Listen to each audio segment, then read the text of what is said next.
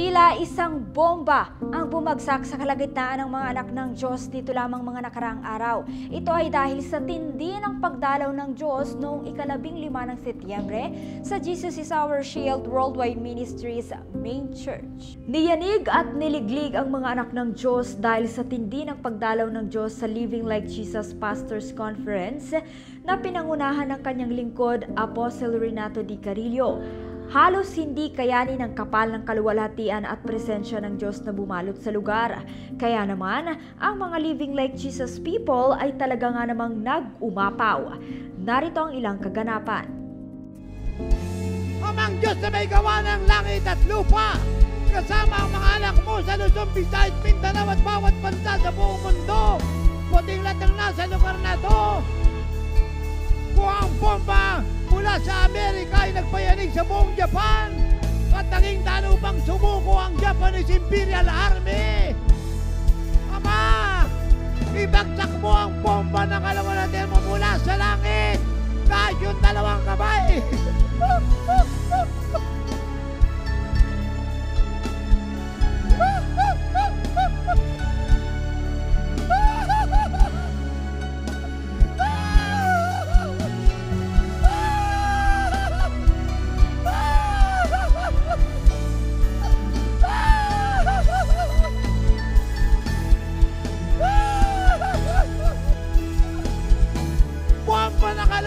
Mula sa langit na magpapabagsak ng kuta ng Diablo.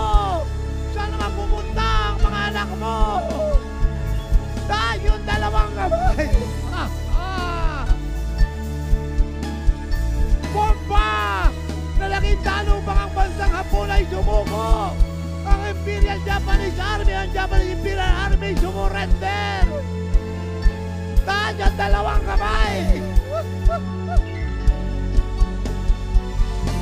Higit na malakas na bomba ng kalawalhatian ay ibagsak mo sa aming lahat sa lugar na to, kasama ang mga anak mo sa Luzon, Visayas, Mindanao. Let the bomb of your glory fall. Now receive it.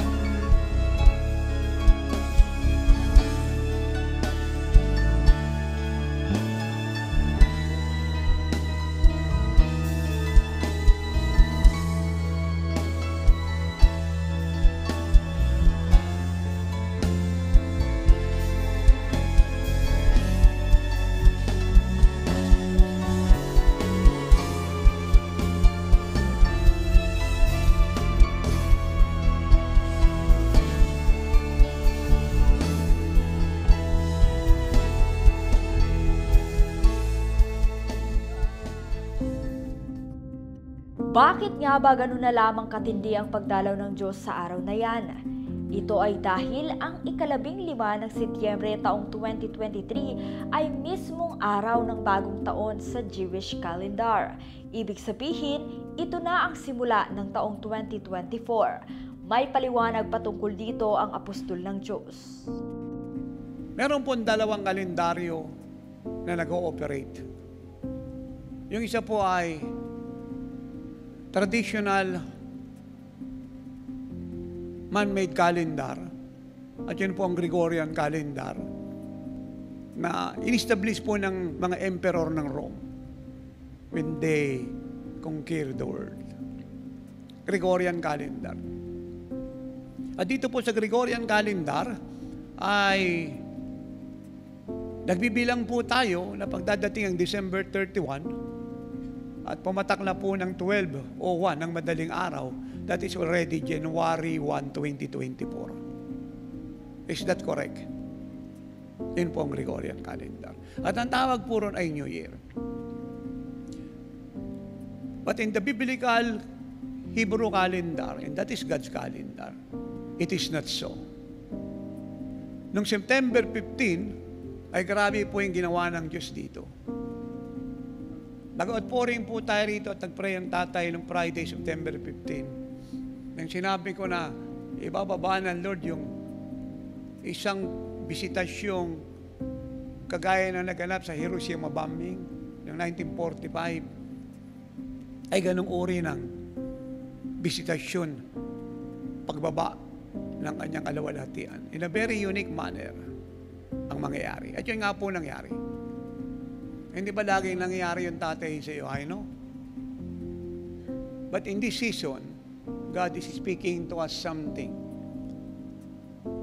new, far bigger and greater than my past experiences way back 38 years ago. Abagat ng September 15, sa God's Jewish calendar, ang biblical calendar, ay nagsimula ang New Year. It means, noong September 15, pumasok na po tayo sa Gregorian calendar na January 1, 2024. Sa atin po ay January 1, 2024. Sa Jewish calendar ay 5784 at siya'y nagsimula noong September 15. Kaya kung susundin po natin ay ang biblical calendar, ang New Year po'y dumating na. At napakarami pong magaganap dito na mind-blowing, shocking, at isang pangyayari na magiging daan upang ang buong mundo po'y mabuhay sa malaking pagkatakot.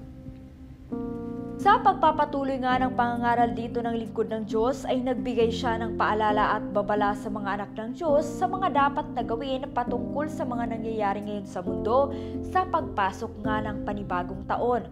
Ngunit ika nga, all truth is parallel. Kung gaano katinding krisis ang nangyayari sa mundo, ay ganoon din kalakas ang level ng pagdalaw ng Diyos sa kanyang iglesia at sa kanyang mga anak. At ito nga ang nangyari noong 15 ng Setyembre. Bagong taon na nga na nangangahulugang bagong galaw at bagong level ng pagdalaw ng Diyos na higit sa mga nakalipas.